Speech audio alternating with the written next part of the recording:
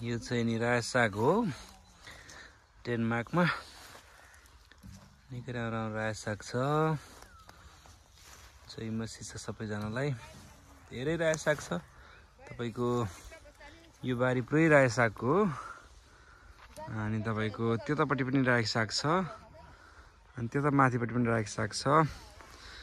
हेर्नुस् त एकदमै ठुलो ठुलो रायो साग। तपाईँहरूले आएर लिएर जान सक्नुहुन्छ। यहाँ हामीले कति किलो साग चाहिँ नि हामीले टिपिसकेका छौँ। यहाँ टिपेर यो आधा भन्दा बेसी हामीले टिपिसकेका छौँ।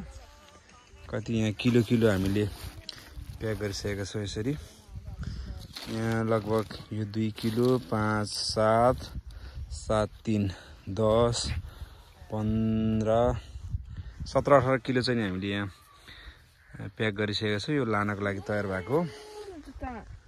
अनि काम सम भ्याइसकेर अब यो बाँकी हो। अब यो जाडोको मौसम सुरु भइसक्यो। अब यो अक्टोबरको नि अब अन्तिम भइसक्यो। त्यसै कारणले गर्दाखेरि अब करेसा बारीतिर त्यस्तो केही पनि छैन। सबै आलुहरू खनेर अन्तिम सिजन भनेको यो रायो साग हो। रायो साग सकिसके पछाडि अब यो जाडो महिनाको लागि सकियो। अनि अब अर्को वर्ष फेरि अब खेतीपाती गर्नको लागि हामीले अर्को सालै पर्खिनुपर्छ।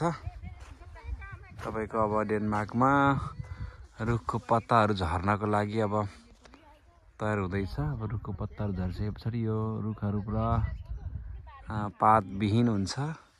अन्त हिउँ पर्छ। अब त्यहाँको रुखको त पात सबै झरिसकेको छ। अनि हिउँ पर्छ। त्यस्तो छ ल। यो छ हाम्रो अहिले करेसा बारीको स्थिति। फुलहरू कतिपय फुलहरू फुलिरहेको छ।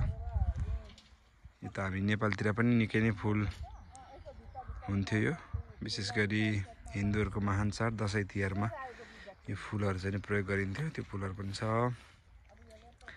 डेनमार्कमा। ल प्रभुले सबैजनालाई आशिष दिउन्। सुन्दर यति राम्रो दिन प्रभुले हामीलाई दिनुभएको छ। सबै कुराको लागि प्रभुलाई नै धन्यवाद भएको होस्। जय मसीह।